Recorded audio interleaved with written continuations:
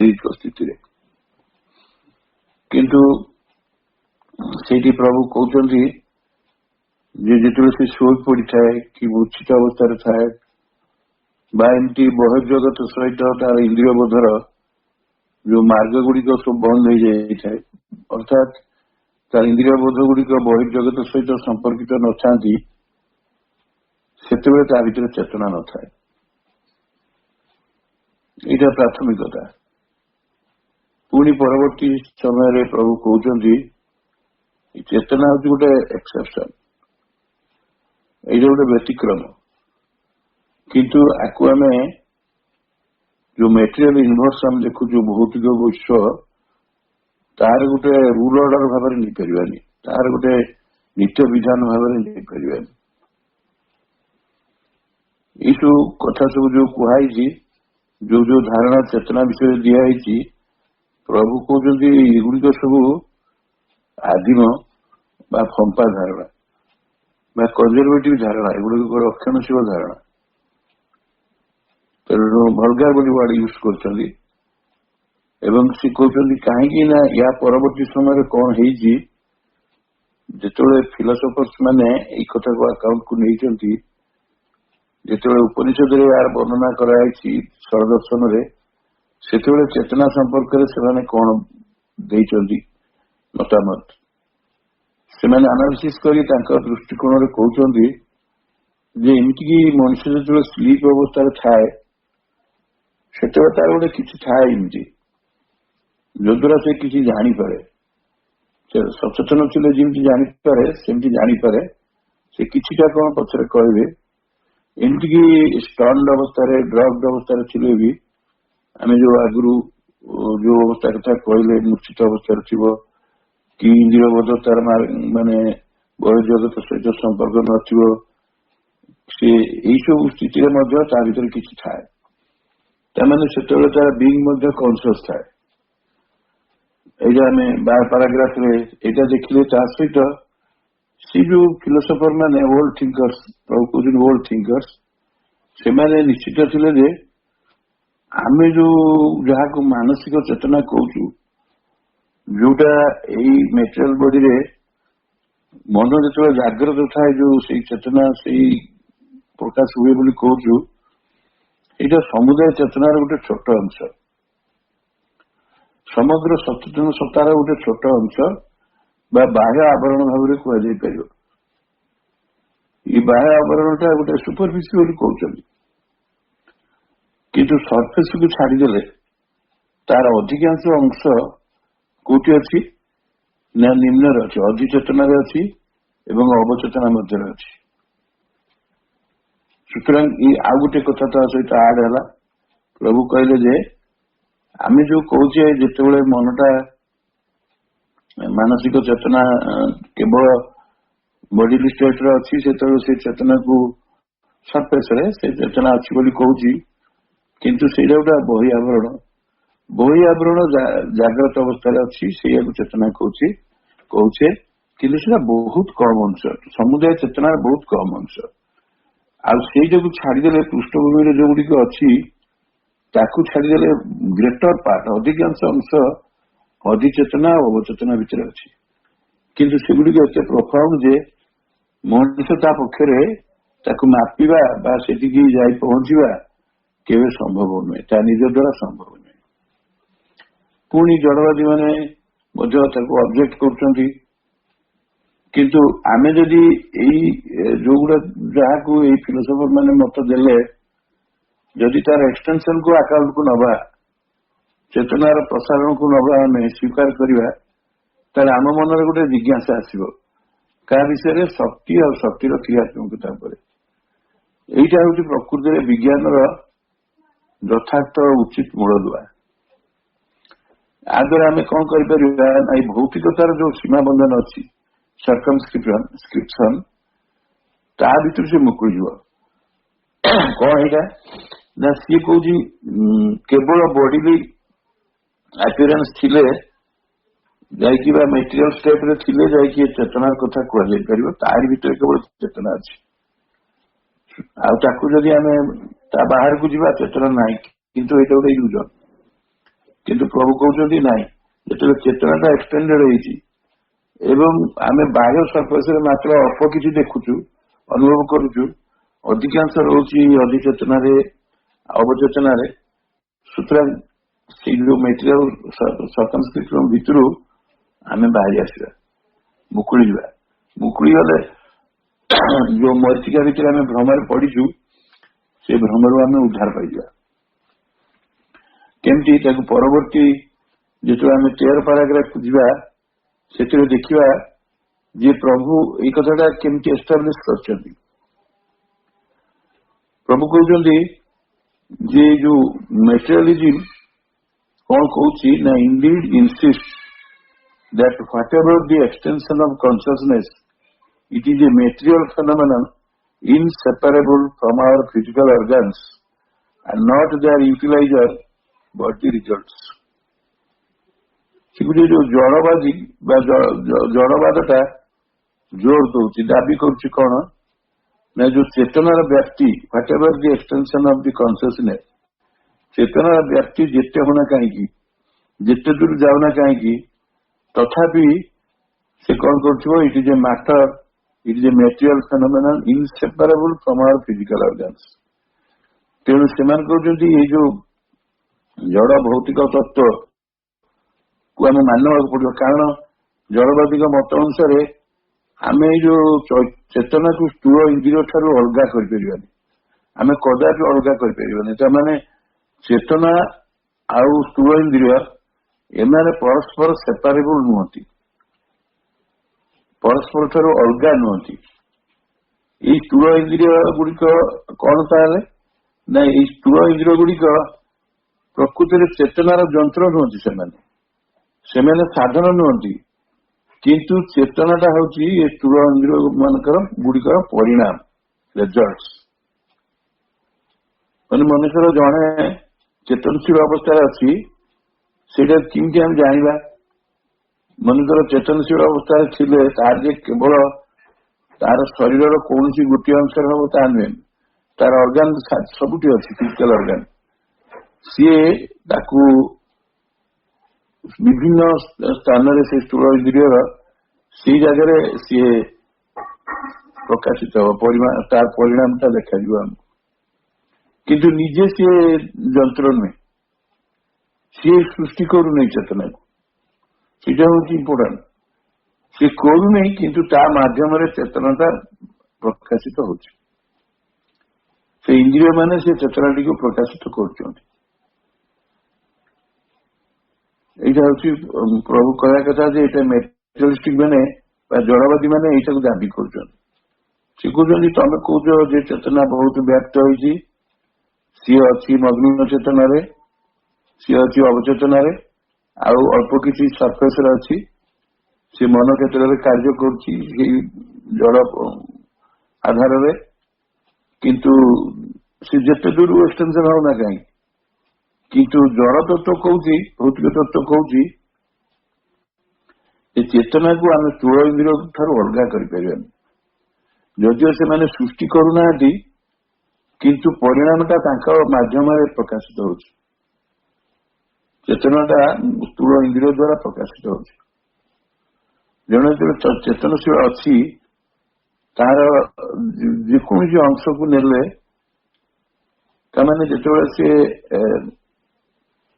ମନ ଭିତରେ ଯୋଉ ଆମେ କହୁଛେ ସର୍ଫେସ ଚେତନା, ତେଣୁ ତାର ଇନ୍ଦ୍ରିୟ ଅଙ୍ଗ ଭଳି ଯେତେ ଅଛି ସବୁ ଇନ୍ଦ୍ରିୟର ଯୋଉ ପଞ୍ଚେନ୍ଦ୍ରିୟ, ସେମାନଙ୍କ କ୍ଷେତ୍ରରେ ସେଗୁଡିକ ପ୍ରକାଶିତ ହୁଏ। କିନ୍ତୁ ସେମାନେ ଚେତନାକୁ ସୃଷ୍ଟି କରନ୍ତିନି, ସେମାନେ ତାକୁ ତାଙ୍କ ମାଧ୍ୟମରେ ସେଟା ପ୍ରକାଶିତ ହଉଛି।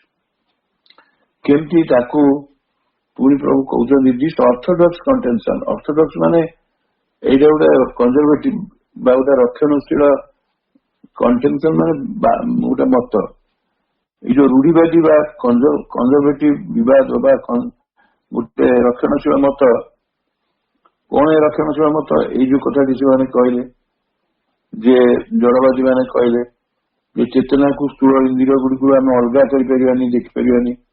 ସେମାନେ ସ୍ଥୂଳ ଇନ୍ଦ୍ରିୟ କହୁଛନ୍ତି ଯେ ଚେତନାର ସାଧନ ନୁହନ୍ତି, ସେମାନେ ଯନ୍ତ୍ର ନୁହନ୍ତି, କିନ୍ତୁ ଚେତନା ହେଉଛି ସ୍ଥୂଳ ଇନ୍ଦ୍ରିୟ ଗୁଡିକର ପରିଣାମ।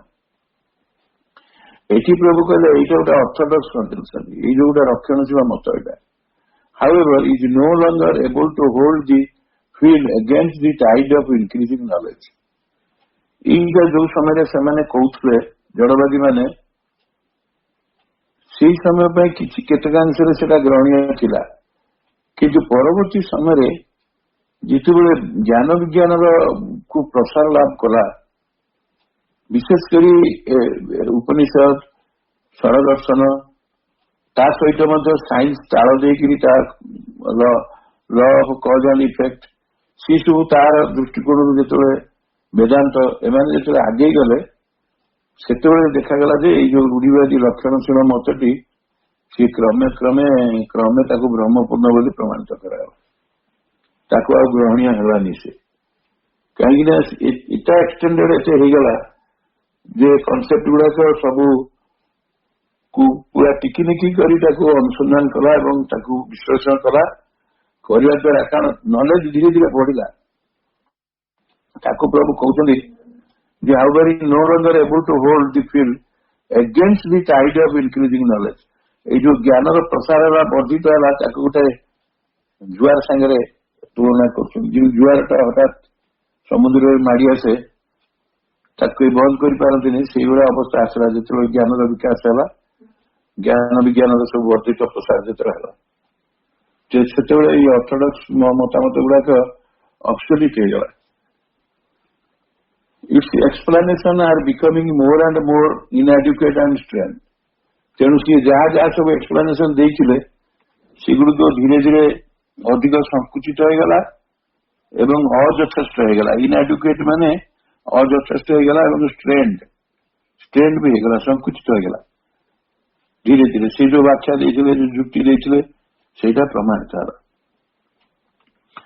ତ ତାପରେ ସେମାନେ କଣ କହିଲେ, ଯୋଉ ଜ୍ଞାନର ବିକାଶ ହେବା ସଙ୍ଗେ ସଙ୍ଗେ ଜ୍ଞାନ ବିଜ୍ଞାନର ସେଗୁଡିକ ତ ସବୁ ଅର୍ଥୋଡକ୍ସ ଆଇଡିଆ ଥିଲା, ସେଇ ଯୋଉ ମାନେ ରୂଢିବାଦୀ ମତଟା କେମିତି ପୁଣି ଅନ୍ୟ ରୂପ ନେଲା, ସେଇଟାକୁ ପ୍ରଭୁ କହୁଛନ୍ତି it is becoming always clearer that not only does the capacity of our total consciousness far exceed that of our organs, the senses, the nerves, the brain, but that even for our ordinary thought and consciousness, these organs are only their habitual instruments and not their generators।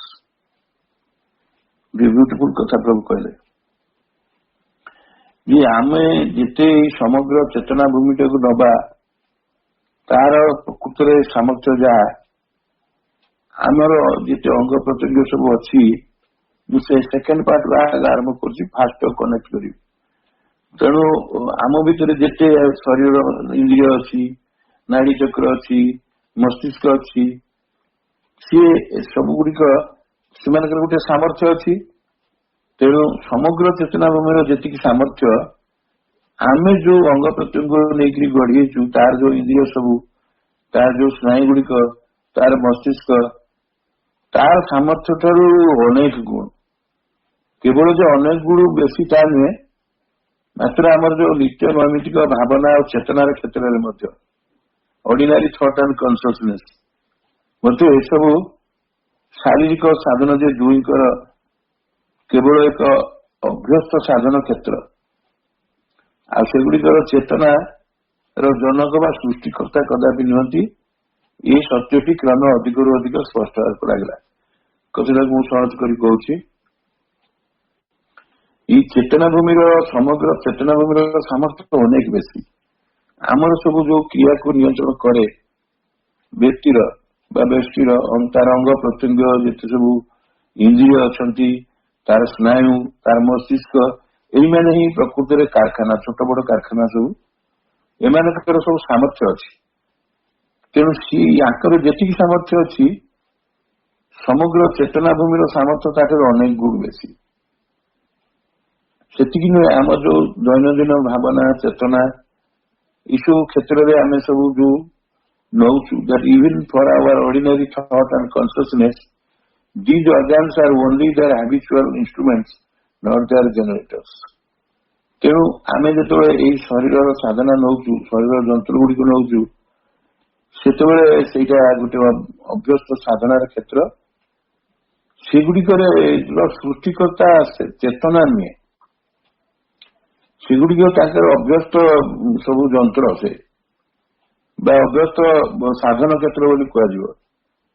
କିନ୍ତୁ ସେମାନେ ତାର ସୃଷ୍ଟିକର୍ତ୍ତା ନୁହନ୍ତି, ସେମାନଙ୍କର ଜନକ କଦାପି ନୁହନ୍ତି। ଅର୍ଥାତ୍ ଏମାନେ ଚେତନାକୁ ଜନ୍ମ ଦେଇନାହାନ୍ତି। ଆଉ ଏଇ ସତ୍ୟଟି କ୍ରମେ ଅଧିକରୁ ଅଧିକ ସ୍ପଷ୍ଟ ହଉଛି। ପ୍ରଥମକୁ ମୁଁ ପଢେଇଲି, it is becoming always clear. ଏଇ ସତ୍ୟଟି କ୍ଲିୟର ହଉଛି, କ୍ରମେ କ୍ରମେ ସ୍ପଷ୍ଟ ହଉଛି। କଣ ସେ ସତ୍ୟ? It is becoming always clear that not only does the capacity of our total consciousness far exceed that of our organs, senses, the nerves, the brain. ସେ କହୁଛନ୍ତି ଏଇ ସତ୍ୟଟି କ୍ରମେ ଅଧିକରୁ ଅଧିକ ସ୍ପଷ୍ଟ ହଉଛି। କାହିଁକି ନା ଆମର ସମୁଦାୟ ଚେତନା, ତାର ଯୋଉ ସାମର୍ଥ୍ୟ, ସିଏ ବହୁତ କିଛି ତାର ଅଧିକ, ଅନେକ ଗୁଣ ଅଧିକ। କାଠାରୁ ନା ଆମର ଯୋଉ ଅର୍ଗାନ ଅଛି ସବୁ, ଆମର ଯୋଉ ସେନ୍ସେସ୍ ଅଛି, ଆମ ଭିତରେ ଯୋଉ ମାନେ ଅଙ୍ଗ ପ୍ରତ୍ୟଙ୍ଗ ଅଛି, ଯୋଉ ଇନ୍ଦ୍ରିୟ ସବୁ ଅଛି, ତା ଛଡା ନର୍ଭସ ଅଛି, ସବୁ ସ୍ନାୟୁମଣ୍ଡଳ ଅଛି, ଆଣ୍ଡ ବ୍ରେନ୍, ମସ୍ତିଷ୍କ ଅଛି, ତାଠାରୁ ବହୁତ ଅଧିକ। ମାତ୍ର that even for our ordinary thought and consciousness, these organs are only their habitual instruments and not their generators. ଆମେ ଯୋଉ ସାଧାରଣ ଯୋଉ ଆମ କ୍ଷେତ୍ରରେ ନିତିଦିନିଆ ଭାବନା, ଚେତନା ଏସବୁ ଯୋଉ ଆସୁଛି, ଏସବୁ ସେଇ ଶାରୀରିକ ସାଧନା ଯେ ସେଇ ଦୁଇଙ୍କର କେବଳ ଗୋଟେ ଅଭ୍ୟସ୍ତ ସାଧନା।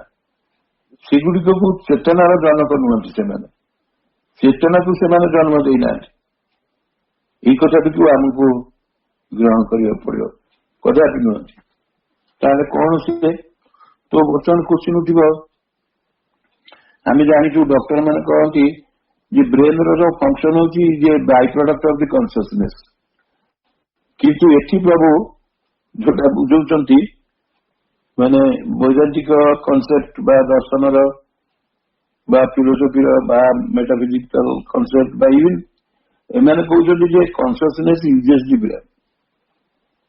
ଚେତନା ମସ୍ତିଷ୍କକୁ ବ୍ୟବହାର କରେ, which its upward striving have produced, ମାନେ ସେଇ ଯୋଉ ଊର୍ଦ୍ଧ୍ୱମୁଖୀ ଯୋଉ ଆକୃତି ରହୁଛି, ସେଇଥିରେ ମସ୍ତିଷ୍କର ଜନ୍ମ ହେଇଛି।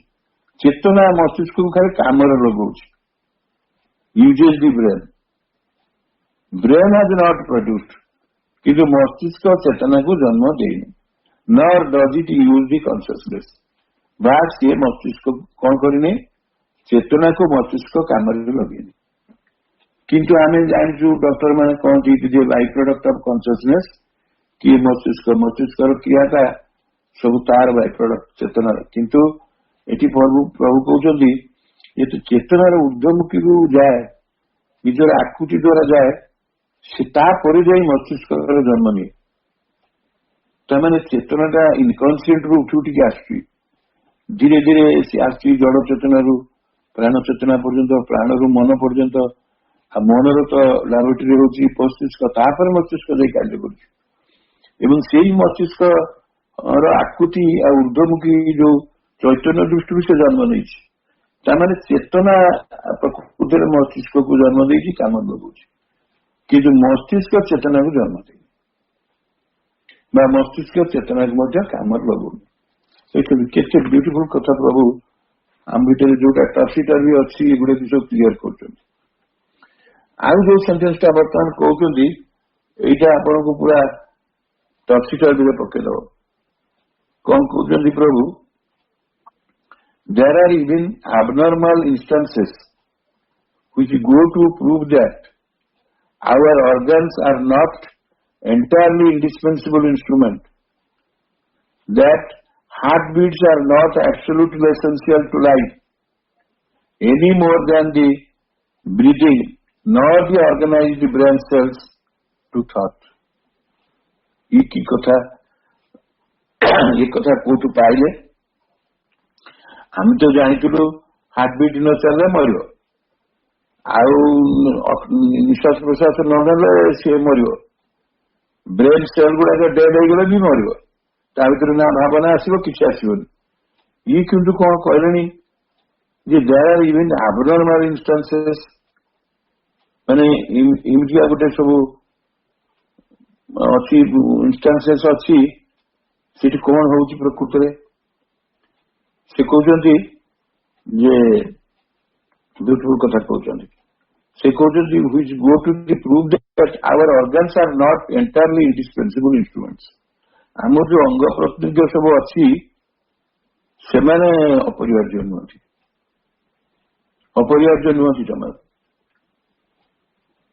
ତାମାନେ ଆମର ଶାରୀରିକ ସାଧନା ଚେତନା ପାଇଁ ଆଦୌ ସମ୍ପୂର୍ଣ୍ଣ ଅପରିହାର୍ଯ୍ୟ ନୁହେଁ। ଆମେ ଶରୀର ସାଧନା ଦ୍ୱାରା ଚେତନାକୁ ଜନ୍ମ ଦେଇପାରିବା। ଆର ସପକ୍ଷରେ କେତେ ସବୁ ଅପ୍ରାକୃତିକ ପ୍ରମାଣ ଅଛି ଯୋଉଟା ଆବନର୍ମାଲ ଇନଷ୍ଟାନ୍ସେସ୍। କଣ ନା ଫର ଏକ୍ସାମ୍ପଲ ବଞ୍ଚି ରହିବା ପାଇଁ ହାର୍ଟବିଟ୍ ଦରକାର, ବଞ୍ଚି ରହିବା ପାଇଁ ହୃଦଯନ୍ତ୍ରର ସ୍ପନ୍ଦନ ଏଠି କହୁଛନ୍ତି ଆଦୌ ଅପରିହାର୍ଯ୍ୟ ନୁହେଁ। ସେତିକି ଖାଲି ନୁହେଁ, ସେ କହୁଛି not absolutely essential to life heartbeats any more than the breathing. ନିଶ୍ୱାସ ନେବା ମଧ୍ୟ ଅପରିହାର୍ଯ୍ୟ ନୁହେଁ। ଆଉ କଣ ଯେ not the organized brain cells to thought. ଆମେ ଜାଣିଛୁ ମସ୍ତିଷ୍କରେ ଯୋଉ କୋଷ ଗୁଡିକ ଅଛି, ନ୍ୟୁରୋନ୍ସ ଗୁଡିକ ଅଛି, ସେଇମାନଙ୍କ କାର୍ଯ୍ୟ ଦ୍ୱାରା ଆମେ ଭାବିପାରୁଛୁ, ଚିନ୍ତା କରିପାରୁଛୁ, କଣ କଣ କଥା କରୁଛୁ, ସିଏ ବି ମଧ୍ୟ ଇନଡିସ୍ପେନ୍ସିବଲ। ଏ ତ ପୁରାପୁରି ଆମକୁ ଯେମିତି ପାରଡକ୍ସିକାଲ ଲାଗୁଛି, ଗୋଟେ ସମଥିଙ୍ଗ ମାନେ ରିଡିକୁଲସ୍। କିନ୍ତୁ ପ୍ରଭୁ କହୁଛନ୍ତି ଏଗୁଡିକ ମଧ୍ୟ ସମ୍ଭବ। କେମିତି? ତାର କଣ ଆମେ ଉଦାହରଣ ଦେଲେ ତାକୁ ବୁଝିପାରିବା। ପ୍ରଥମ କଥା ହଉଛି ଯୋଉ ଋଷି ମାନେ ସେମାନେ ଯୋଉ ବ୍ରେଥ କଣ୍ଟ୍ରୋଲ କରନ୍ତି, ସେମାନେ ସାଧାରଣତଃ ଆପଣମାନେ ଜାଣିଛନ୍ତି ମେନଲି ରେଚକ, ପୂରକ ଆଉ କୁମ୍ଭକ। ପୂରକ ହଉଛି ନିଶ୍ୱାସଟା ନବା, ଅକ୍ସିଜେନ ନିଅନ୍ତି। ରେଚକରେ ନିଶ୍ୱାସଟା ଛାଡନ୍ତି, କିନ୍ତୁ କୁମ୍ଭକ ହଉଛି ତାକୁ ଧରି ରଖନ୍ତି। ମାନେ ସେମାନେ ଏମିତି ପ୍ରାକ୍ଟିସ କରନ୍ତି ଯେ ବହୁତ ସମୟ ଯାକ ସେ ତାକୁ ରଖିଦେବେ, ଯୋଉଟା ଆମେ କରିପାରିବାନି। ଆମେ କରିବାନି, ଆଉ ସେଇଥିପାଇଁ ଆମର କଣ ହୁଏ, ଯେହେତୁ ଆମର କୁମ୍ଭକର କରିପାରିବାନି, ଧାରଣ କରିବାର ସାମର୍ଥ୍ୟ ନାହିଁ, ତ ସୁତରାଂ ଲାଇଫ କେମିତି ରହିବ। କିନ୍ତୁ ସେମାନେ ଧରିପାରନ୍ତି, ଲାଇଫଟାକୁ କଣ୍ଟିନ୍ୟୁ କରିଦିଅନ୍ତି। ଜୀବନ ଚେତନାଟା ତାର ନିରବଚ୍ଛିନ୍ନ ଭାବରେ ଚାଲିଥାଏ। ଆପଣ ଗୋଟେ ଉଦାହରଣ ଦଉନାହାନ୍ତି, ଏଇ ଯୋଉ କଇଁଛ କାହିଁକି ବହୁତ ଦିନ ବଞ୍ଚୁଛି? କଇଁଛର କୁମ୍ଭକର ଟାଇମ ବହୁତ ଅଧିକ। ମାନେ ସିଏ 3 ମିନିଟରେ ଗୋଟେ ଥର ନିଶ୍ୱାସ ନିଏ। ଚିନ୍ତା କଲେ 3 ମିନିଟରେ ଯଦି ଗୋଟିଏ ଥର ନବ, ଦେଖିବେ ବେଳେ ବେଳେ କଇଁଛ କଣ କରିଥାଏ, ବାହାରୁ କିଏ କଣ ଯଦି ବାଜିଲା, କିଏ ଆସିଲା ବିପଦ, ତାର ନେଇ ଭିତରେ ପଶିଯିବ ତା ମୁହଁଟାକୁ, ପଡିକି ରହିବ, ସେ ଜଣା ପଡିବ ମରିଯାଇଛି। ତାର ଅକ୍ସିଜେନ ନେବା ଦରକାର ପଡେନି, ସିଏ କେତେ କେତେ ସମୟ ଧରିକି ରହିଯାଏ ପୁରା। ସେଇଥିପାଇଁ ତାର ଜୀବନ କାଳ ଅଧିକ। ସେମାନେ ଏଠୁ କଣ ଜାଣିଲେ? ଆମେ ଯଦି ନିଶ୍ୱାସଟାକୁ କଣ୍ଟ୍ରୋଲ କରିଦବା, ଯେମିତି ମୁନି ଋଷି ମାନେ କରୁଥିଲେ, ବା କୁମ୍ଭକୁ ପ୍ରାକ୍ଟିସ କରିବା, ତାହେଲେ ବହୁତ ସମୟ ଧରିକି ଆମେ ରଖିପାରିବା, ଅଟକେଇକି ରଖିପାରିବା। ଆମର ଜୀବନର ଲଞ୍ଜିଭିଟି ବଢିଯିବ। ଛୋଟ ଛୋଟ ପ୍ରାଣୀ ସବୁ ଅଛନ୍ତି, ତାଙ୍କର ହାର୍ଟ ନାହିଁ, ଏକକୋଷୀ ପ୍ରାଣୀ, ବଞ୍ଚିଛନ୍ତି କେମିତି? ସେ ୱିଲ୍ ଷ୍ଟାର୍ଟ ଫ୍ରମ୍ ଆମେବା। ହାର୍ଟ ତ ନାହିଁ, ହାର୍ଟ ବିଟ୍ ର ପ୍ରଶ୍ନ କୋଉଠି ଅଛି? କିନ୍ତୁ ସେମାନେ ଜୀବିତ। ଛାଡନ୍ତୁ ସବୁ କଥା। ମୁଁ ଆଉ ଗୋଟେ କଥା କହିବି, ଆପଣମାନେ ଏଇଟା ସମସ୍ତେ ଜାଣିଥିବେ, ପିଲାଦିନେ ଦେଖିଥିବେ, ସେ ସହରିଆ ଯୋଉ ଆଜିକାଲିର ପିଲା ଆଉ ବାପା ମାନେ ଦେଖି ପାରନ୍ତି, ଆମେ ଦେଖିଛୁ। ଗାଁକୁ ସବୁ ମୁଣ୍ଡ ପୋତା କେଳା ଆସନ୍ତି, ସେମାନେ କଣ କରିବେ, ବିଚାରା କଣ କରିବେ, ତାଙ୍କ ଜୀବନ ବଞ୍ଚିବା ପାଇଁ ସେମାନେ ଗୋଟେ ଗାତ କରିଦେବେ। ଗାତ କରିଦେଇ ମୁଣ୍ଡଟାକୁ ସେଇଥିରେ ପୁରେଇଦେବେ, ମାଟିରେ ସବୁ କଭର କରିଦେବେ, କରିକି ସିଧା ଶୀର୍ଷାସନରେ ରହିବେ। କେତେ ସମୟ ଧରି ରହିବେ ତା ଠିକଣା ନାହିଁ। ଆମକୁ କେତେ ବ୍ୟସ୍ତ ଲାଗୁଥିବ, ତାପରେ ସେ ଝାଡି ଯୋଡିକି ଉଠିବେ। ସେମାନେ ହ୍ୱାଟ ଇଜ ଦିସ୍? ମାନେ ସେମାନେ ସେଇ ସ୍ଥିତିରେ ମଧ୍ୟ କୁମ୍ଭକ କରିପାରନ୍ତି, ମାନେ ଧାରଣ କରି ଅକ୍ସିଜେନକୁ ରଖିଦେଇ ପାରନ୍ତି। नॉट नेसेसरी ऑक्सीजन जीवा से समय दरकार हुए एगुड़िक से कहते एगुड़िक abnormal instances. You cannot take it as normal instances.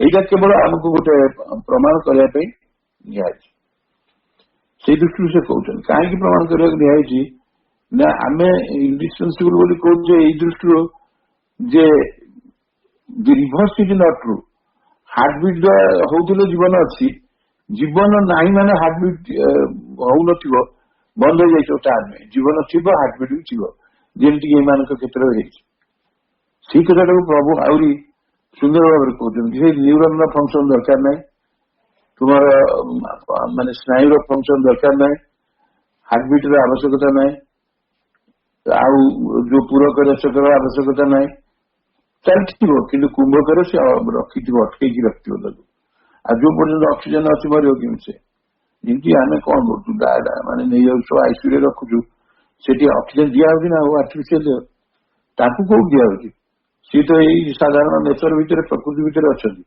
କିନ୍ତୁ ସିଏ ଅଟକେଇକି ତାଙ୍କ ଭିତରେ ରଖିଛନ୍ତି ବହୁତ ସମୟ ରଖିଅଛି ସବୁ ତାପରେ ପ୍ରଭୁ ତାକୁ ଆହୁରି କ୍ଲିୟରଲି କହୁଛନ୍ତି ଯେ our physical organism no more cause or explains thought and consciousness than the construction of an engine causes or explains the motive power of the steam or electricity.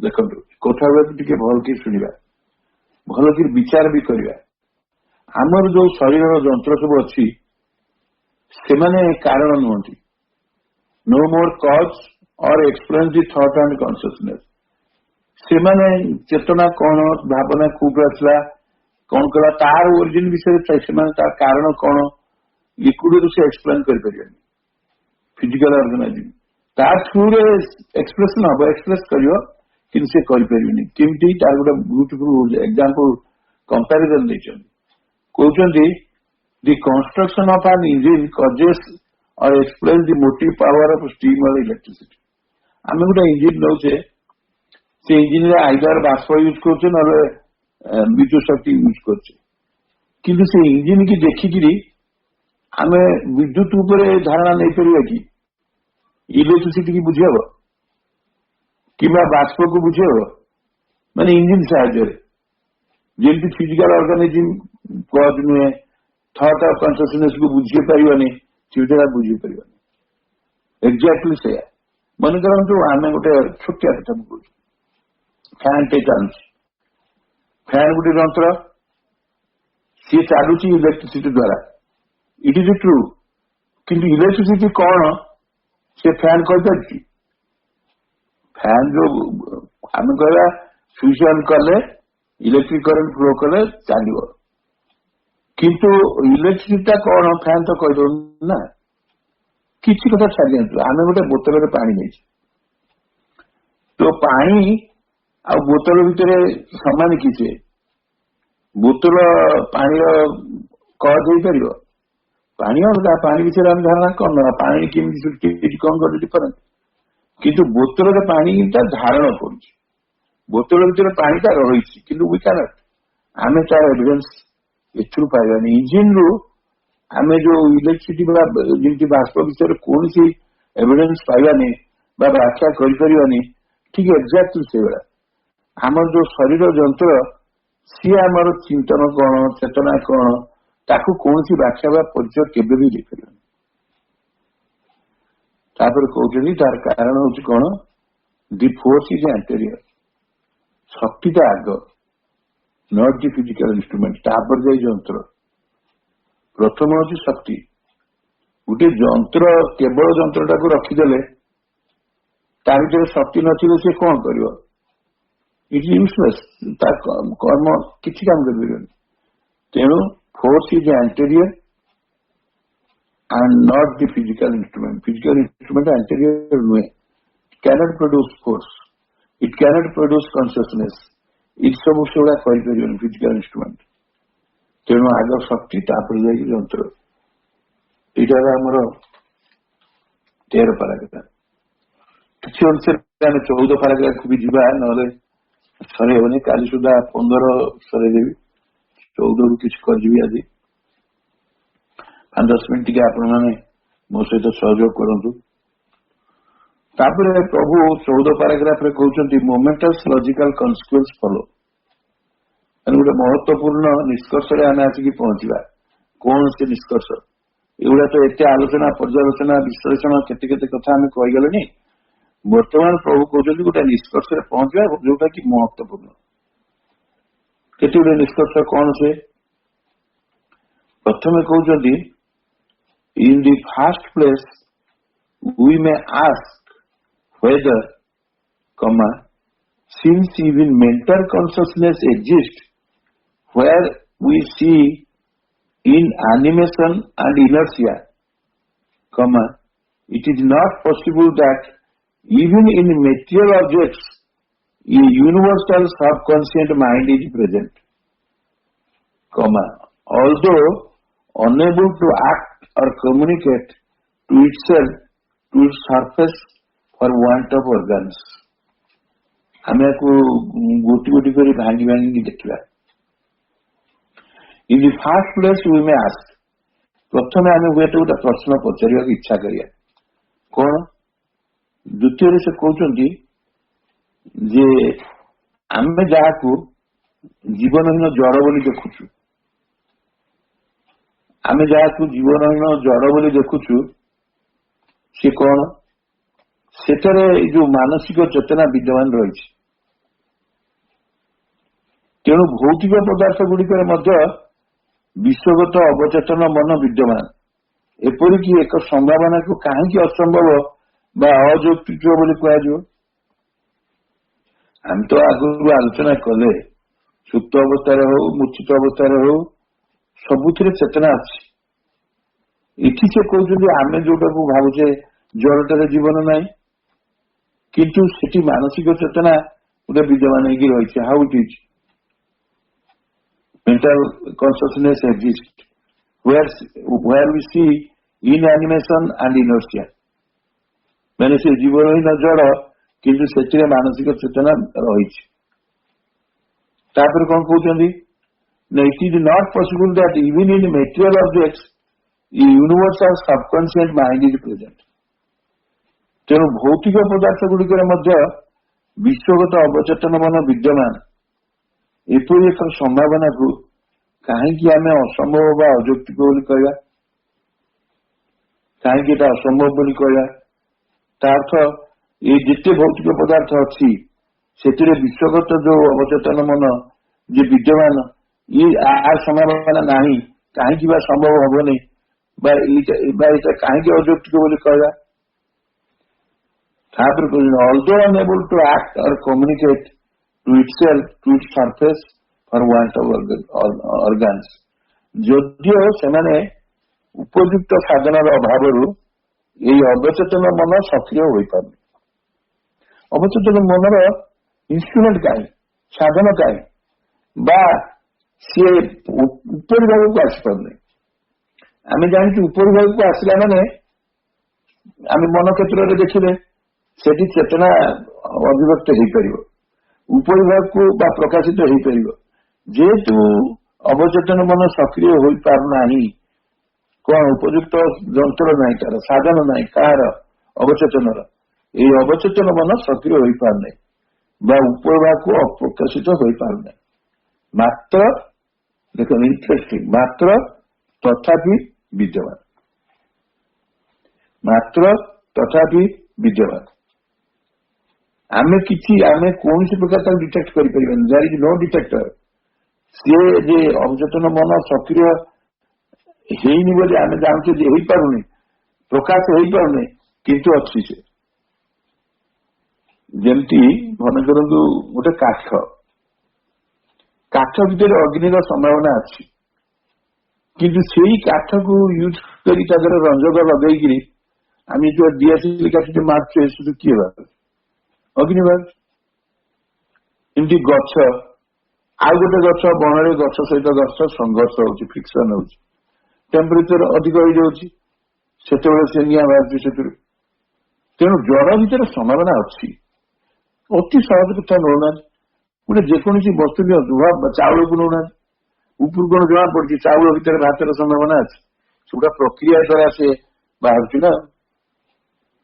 ତେଣୁ ଏଥିରୁ ଆମେ କଣ ଜାଣିବା? ଏଥିରୁ ଆମେ ଜାଣିଲେ ଯେ ପ୍ରକୃତରେ ତାର ମଧ୍ୟ ୟୁନିଭର୍ସାଲିଟି ରହିଛି।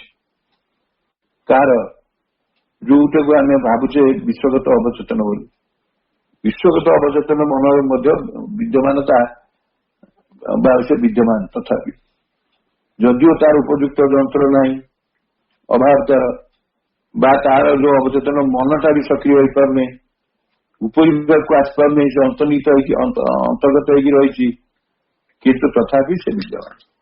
ଦେଖିଲେ ଧୀରେ ଧୀରେ କେମିତି ପ୍ରଭୁ ଯାଉଛନ୍ତି କୋଉଠି ନା ଏଇ ଜଗତ ବିଶ୍ୱ ବ୍ରହ୍ମାଣ୍ଡର ଯାହା କିଛି ଅଛି ସବୁ ଭିତରେ ଚେତନା ଅଛି, ସବୁ ଭିତରେ ଚେତନା ଅଛି। ଯୋଉ ଜଳ ଅବସ୍ଥାକୁ ଆମେ ଚେତନ ଶୂନ୍ୟ ଅବସ୍ଥା ବୋଲି କହିବା, କିନ୍ତୁ ସେଠି ଜଣା ପଡୁନି ଆମକୁ, କିନ୍ତୁ ସେଠି କେମିତି ଚେତନା ଅଛି? ତାହେଲେ ସୁପ୍ତ ଅବସ୍ଥାରେ ଅଛି। ଏଇଟା ହଉଛି ଇଣ୍ଟରେଷ୍ଟିଂ। ସିଏ ସୁପ୍ତ ଅବସ୍ଥାରେ ତା ଭିତରେ ଅଛି। ଜଳ ଭିତରେ ଆମେ କଣ ହଉଛି ଆସ୍ତେ ଆସ୍ତେ ଆମର ଯୋଉ ପ୍ରକ୍ରିୟାଟା ହଉଛି that is what is called evolution। ଜଳରୁ ପ୍ରାଣ, ପ୍ରାଣରୁ ମନ ଯାଉଛି, ତ ଚେତନାର ପରିବର୍ତ୍ତନ ହେଇକା ଯାଉଛି ନା, କିନ୍ତୁ ସେ ତ କଣ୍ଟିନ୍ୟୁଅସଲି ଯାଉଛି, କିନ୍ତୁ ଆରମ୍ଭ ହେଇଛି କୋଉଠୁ? ଜଳରୁ ନା। ସେଠି ଯଦି ଚେତନା ସୁପ୍ତ ଅବସ୍ଥାରେ ନଥାନ୍ତା ତ ପ୍ରାଣ କ୍ଷେତ୍ରରେ ଚେତନା କେମିତି ପ୍ରକାଶ ହୁଅନ୍ତା? ପ୍ରାଣ କ୍ଷେତ୍ରରେ ଯଦି ନଥାନ୍ତା ମନ କ୍ଷେତ୍ରରେ କେମିତି ହୁଅନ୍ତା? ତେଣୁ ଇଏ ସବୁ ଗୋଟେ ମଧ୍ୟବର୍ତ୍ତୀ ପର୍ଯ୍ୟାୟ, ଏ ମଧ୍ୟବର୍ତ୍ତୀ ପର୍ଯ୍ୟାୟ ମାଧ୍ୟମରେ ସେ ଯାଉଛି। ତେଣୁ ପ୍ରଭୁ କହୁଛନ୍ତି, ଏଇଠି ମୁଁ ବନ୍ଦ କରିଦେବି, is the material state an emptiness of the consciousness, or is not rather only a sleep of consciousness, even though from the point of view of evolution and originally and not an intermediate sleep। ଆମେ next ମାନେ tomorrow ଆସନ୍ତାକାଲି ଆକୁ ପଢିବାର continuity ରହିବନି, କାଲି ଟିକେ kindly adjust କରିବେ। ଆମେ ପ୍ରଥମେ ଯୋଉ କହୁନଥିଲେ ସ୍ଲିପ ଅବସ୍ଥାରେ ବି ଚେତନା ଅଛି, ଏବେ କହୁଛନ୍ତି ଯେ ଚେତନା ନିଜେ ରହିଛି କେମିତି ନା, ଚେତନା ନିଜେ ସ୍ଲିପ ଅବସ୍ଥାରେ ରହିଛି। ଇଣ୍ଟରେଷ୍ଟିଂ ଅଛି, ମାନେ ଚେତନ ଶୂନ୍ୟ ଅବସ୍ଥା ବୋଲି କିଛି ନାହିଁ, ସେଠି ଚେତନା ଶୋଇଛି। ମନେକର ମୁଁ ଗୋଟେ କଥା କହୁଛି, ଉଦାହରଣ ଦଉଛି, ମନେ କରନ୍ତୁ ଆପଣ ଟିଭିଟାକୁ ବନ୍ଦ କରିଛନ୍ତି, ଟିଭି ବନ୍ଦ ଅଛି, କିଛି ସମୟ ପରେ ଟିଭି ଖୋଲିଲେ, ମାନେ ଗୋଟେ ଚ୍ୟାନେଲରେ ଆପଣ ଗୋଟେ ଯେକୌଣସି ଗୋଟେ ପ୍ରୋଗ୍ରାମ ଚଲେଇଥିବେ ତାକୁ ବନ୍ଦ କରିଦେଇଥିବେ, ତାପରେ ଚଳେଇଲା ବେଳକୁ କଣ ହଉଛି? ସେଇ ପର୍ଟିକୁଲାର ଚ୍ୟାନେଲରେ ପୁଣି ପ୍ରୋଗ୍ରାମ ଦେଖିପାରୁଛନ୍ତି। ତା ମାନେ କଣ? ତା ଭିତରେ ସୁପ୍ତ ଅବସ୍ଥାରେ ଥିଲା ନା। ସେ ଯେତେକ ସିଷ୍ଟମ ସିଏ ଡିଆକ୍ଟିଭେଟେଡ ହେଇକି ଥିଲା ସତ, କିନ୍ତୁ ୱାନ୍ସ ୟୁ ଆର୍ ଟ୍ୟୁନ୍ଡ ଆକ୍ଟିଭେଟ ହେଇଗଲା। ଏକ୍ଜାକ୍ଟଲି ସେଇଆ ଗୋଟେ କାଲି ଏକ୍ସପ୍ଲେନ କରିବି। ଚଉଦଟା ଆଉ ଛୋଟ ଅଛି, ଆଉ ଅଳ୍ପ ଅଛି, ତାକୁ ସରେଇକି ଆଉ 15 ପର୍ଯ୍ୟନ୍ତ ଯିବି। ମହାପ୍ରଭୁଙ୍କ ପାଖରେ ଆଜିର ଏହି ଆଲୋଚନାକୁ ମୁଁ ନିବେଦନ କରିଦଉଛି, ଆଉ ପ୍ରାର୍ଥନା କରୁଛି ଆସନ୍ତା କାଲି ମତେ ସାମର୍ଥ୍ୟ ଦିଅନ୍ତୁ, ଯେମିତି ଏଇ 14 ପାରାଗ୍ରାଫର ଅଧା 15 ସବୁ ଆପଣମାନଙ୍କ ପାଖରେ ସେଇଟା ଯେମିତି ମୁଁ ପରିବେଷଣ କରିପାରେ। ବନ୍ଦେ ମାତରମ୍।